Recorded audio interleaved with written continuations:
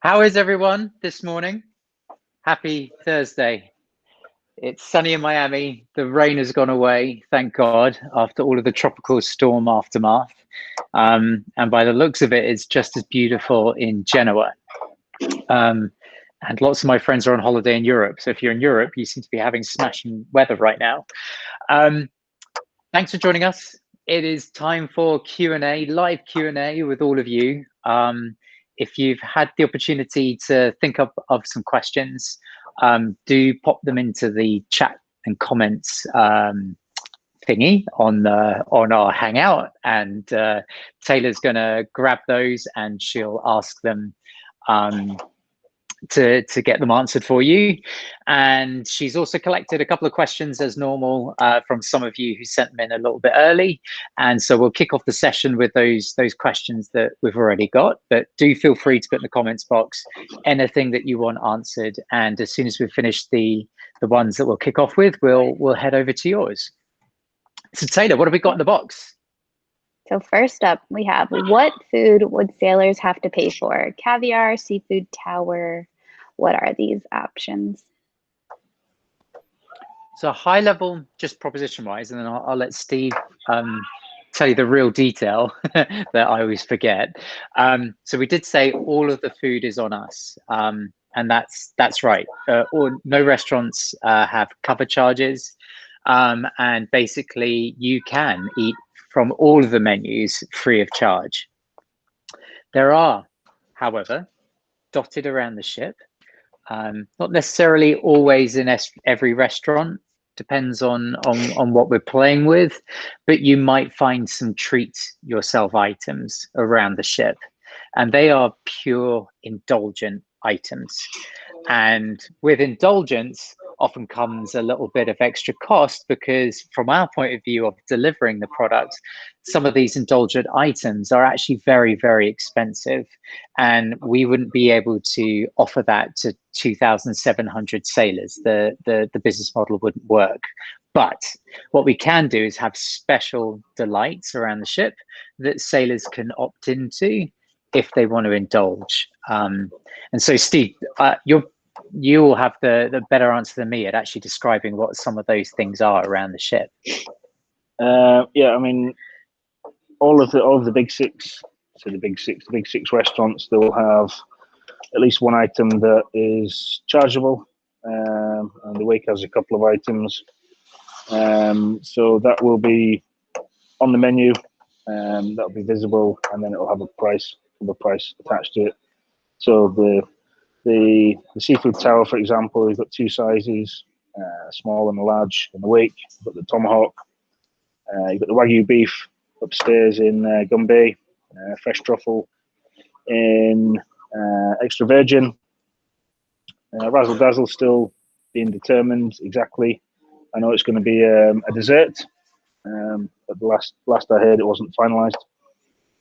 And then, of course, there's the caviar, which will be in slightly smaller portions, so it's almost like canapé style, and that'll be available in the champagne bar for a small charge as well. And then I think we'll be selling caviar individually. Could be wrong though. Not sure. So I mean that, yeah. So I mean all the restaurants will be having at least one. It's usually the higher end, like Chris was saying, things that we can't just start throwing around fresh truffle willy nilly. You know, there has to be some sort of sense to it. Although we do offer quite a lot of high end products already, it's the sort of elite products that we're going to be charging for. So the fresh oysters, the truffle, that sort of thing. Great. Next so Steve question. is saying he's not going to do an Oprah. Truffle for you, truffle for you, truffle for you. He's not going to do that unless you get your band out and you tap, tap, tap. All right, next question. Can I reserve a restaurant to host a party? So we have circles. So I guess there are two ways we utilize our ships for groups of people, and it's very, very large scale end. You have charters, where a whole company, person, business takes over the ship, and then they can do something very special because they've bought out the whole ship. And then we have circles, and that could be for kind of large parties, could be party of 50, or maybe you are celebrating a milestone birthday and you've got a group of friends who you're traveling with, and you've created a circle with all of your friends, and therefore you want to spend as much time with those friends and people that you're traveling with. So we do have options around the ship for private hire. Different spaces have different opportunities to play with there. Our major focus, again, just kind of why are we doing what we're doing? We wanted to ensure that everyone on the ship feels welcome and has access to everything. We didn't want people who were outside of groups, circles, we always call group circles, to feel like they were left out, or they are getting a lesser experience because a very large group has taken over the ship. We don't tell them that they're going to be groups on board, and so therefore they should expect to have all of the experiences on offer as everyone else. So we do strategically look at how we place groups around the patch, but the aim is to ensure that we don't compromise the choice and opportunity for other sailors. However, we absolutely have lots of yummy options for groups to get together and enjoy themselves. And Steve, we were talking about this earlier. Steve has reminded me of all the some of the restaurants that have private dining rooms. The Wake's a lovely example of that. It's got a gorgeous private dining room in there, and that's a space that you can completely hire. There are quite a number of people you can fit in there. From memory, it's almost like 18 round a table. It's a huge 20. Table. 20, yeah. They've got two private dining rooms in the Wake. So. On each side? Yeah, they've got one on each side. They've got one right beside the galley entrance, and they've got the more secluded one around the back. Yeah. They're both beautiful. Nice space. The test kitchen has groups, is compartmentalized because of its design, looking at the slide that Taylor's got on screen. So again, according to group size, you can kind of potentially find an area within the test kitchen that allows you to put a number of people in the same area. Not necessarily all at the same table, but there are long tables you can see in this photo that are really good for groups.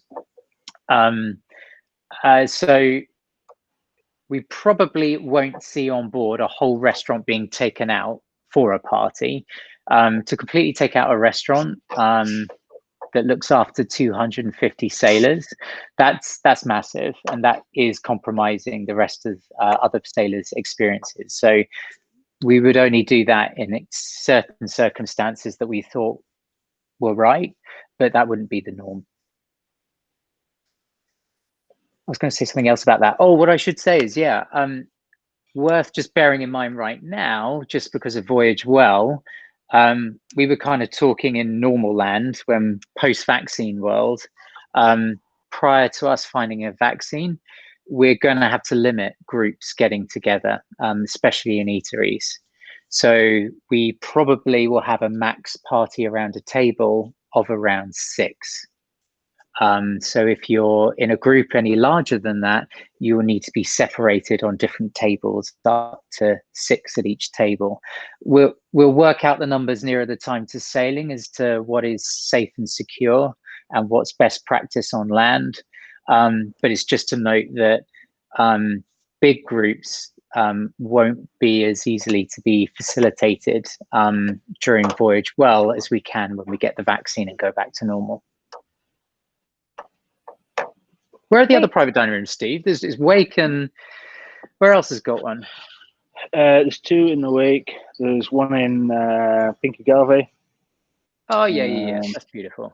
And yeah, I mean, there's areas in all the restaurants really. And that's Yeah. We've got tables that fit 12 on. Where else? Extra Virgin. I mean, you've got little coves there. You've got the large table on the right, just past the bar. So I mean, there's plenty of areas that can be sort of reserved. Where there is a will, there is a way, and your circle Yeah. coordinator will help make that happen prior to sailing. Perfect. Next question. Are all restaurant menus available on Ship Eats? So day one, to just confirm what day one Ship Eats is. Day one Ship Eats is food delivery to your room. And that's a special menu that goes to your room, unique menu there. And we're going to be trialing drinks delivery on the pool deck. And once we get that all operationally secure and sound, then we'll look at extending Ship Eats to potentially other areas of the ship where it makes sense, and that we can keep the ship clean and tidy after people have enjoyed their yummy eats, that we've got enough people around to clear up and sanitize the areas and keep it spotlessly clean.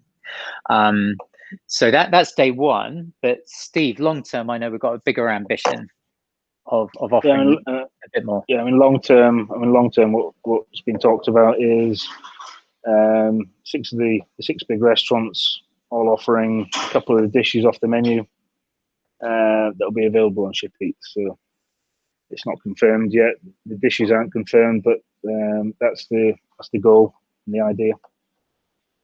So each restaurant will have a couple of dishes available. Again, logistically, it needs to be figured out how that's going to work and come together for Ship Eats. But that'll be the long term project. You know. Cool. That's your ultimate choice. You're able to mix and match different dishes from different restaurants in your Ship Eats delivery. I think that'd be pretty cool for sailors. Yeah, cool. It sounds good. Like I say, logistics, that's what we've got to work out. So. Yes, we need to work out the SOPs. Be a few headaches before we get there, I think. But we'll get there. We'll trial loads of stuff. That's all we can say. Is what we will definitely do is trial a load of stuff. And when we're sailing again, that's our canvas to trial what works. And so we'll do some playing, and when we find the right formula, then we can lock it down and offer that long term for sailors. Which one's this one? With our voyage well plan, will there be digital menus like we see at restaurants on land? Yeah, that makes total sense, doesn't it? To do that. And so yes, we are. Just simple QR codes. And what's lovely is pretty much every smartphone now in the world has a QR code reader already in the camera software. So you just have to open up your camera as if you were to take a photo of something and wave that over the QR code that we'll have, and it will take you to a web browser link to be able to view that menu. So that's actually something that the IT teams and marketing teams are developing right now in what we call a PI cycle. PI8. For those of you who are not familiar with PIs and all of that, it's just simply how we chunk 12 weeks of work up with our partners in IT and around the business. And we agree at the beginning of the 12 weeks what we're going to achieve, and we track through and make sure it all happens. And we make sure it's all prioritized and it is what the business needs done now, this 12 weeks. And we don't do things in the wrong order. And so this 12-week block of window that IT are currently working through has got the work involved to turn menus into QR codes. So they'll be around the ship, and it means you don't have to keep sanitizing all of the menus, which will pretty much degrade them pretty quickly. It's a lot easier just to offer a QR code. And our last question, do we serve bites at the bars? We do. Actually, there's the red bar at the back of Razzle Dazzle. I sat in that middle table and I had a very delicious bite to eat one afternoon, having a one-to-one with Nermal. I remember it well.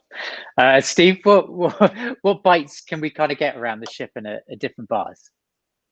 Well, I mean, Red Bar, for example. I mean, you can order the full menu. So we've got 3 menus available. You can order all the items off the menu in the red bar. As for the other bars, I mean, you've got outside the bookhouse, so I can see some people taking some food off the grill there and taking it to the bar. Whether we'll be actually offering it such, I'm not sure, but I mean, it's only a stone throw away anyway to the bar, so I can see a lot of people doing that, enjoying it, bringing it inside and eating it there. As for the other bars, I'm not entirely sure. Not sure how it will work exactly. We're not going to be saying no anyway, so I'm sure we'll have people that will be hungry eating at the bars, and we'll be running around for them. I know the extra virgin bar was definitely one we wanted to encourage because of the nice share plates and the smaller plates there. It's kind of nice to do aperitivo hour on that little bar top. Oh, that's right, I'd forgotten about that. I mean, so that's going to be opening up an hour before we open the restaurant, so people are going to come and enjoy a martini or some glass of prosecco, and they'll have some aperitifs there. I think again, it's just with a Voyage Well hat on. What we just got to remember, sadly, is kind of the wrong word, isn't it? Safely and securely, we might not be able to have any chairs and seats around the bars during Voyage Well. But in this red bar photo that you can see, the back tables are good. They're physically distanced from one another, but those chairs that are really close up by the bar, you're very close to the bar person. And each other. So they're the kind of things you might see during Voyage Well we've had to remove. But as soon as we get back to a world of vaccine or regulations are relaxed because the spread of the virus is under control, we can add those things back into the experience. Great. I think that just answered Andrew's question, whether sailors can eat and drink at the bar. Yeah, there you go. Technically, yes. Voyage Well, probably not. So Voyage Well, you're going to see a lot more service whilst you're sat down, safely, physically distanced from other people, rather than creating points where sailors and crew can bump into each other in close proximity. That isn't safe and secure. So Voyage Well would inhibit us doing that. Great. Those are all our pre-questions. I did get one on the side. Is there food at Richard's Rooftop? No, I don't think so. No, so yeah, sorry, I was just in my head I was going, technically not, but this is kind of, yeah. So day one, it's all about drinks. It's got a fabulous bar up there. So that's really what it is, placed in the sun.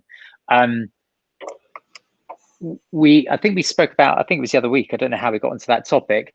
We said that the next the next place we would be likely to trial adding in a bit more service in ship eats, i.e. food delivery as well, most likely could be the pool deck, because you've got a lot of crew around who are there to make sure it's all clean. And so we've got crew who are able to serve sailors and make sure they get their items. That would very much extend into Richard's Rooftop as well. But you got day one, you got the shake, just with drinks. Shake for champagne. You could have. Oh yeah, I was going to say yeah. Yes. So at the moment, most of your food orders are shake for champagne or drinks delivery. But I'm sure it won't be long before we start seeing some trials of different food items into the pool deck and Richard's Rooftop, and we'll work out what works best operationally and the kind of dishes that sailors really want to have by the pool or on the rooftop.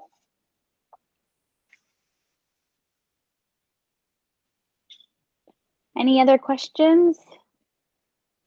We do want to know, what's your favorite dish on board Scarlet? And that's to each of you. What is your favorite dish?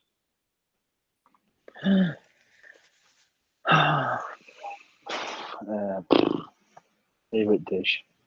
I've not tasted all the dishes, believe it or not. Really? There's a couple of restaurants I've not even eaten in yet, so I didn't get around to it. I'll have to think about that. My favourite. the first one that comes to the top of my head, because I had it every bloody lunchtime, and I would have it every lunchtime for the rest of my life, was the ramen bowl up on the galley. I adored that. That was just my lunch go-to. Loved it. But then there are some dishes in the test kitchen in the evening that just blow your mind.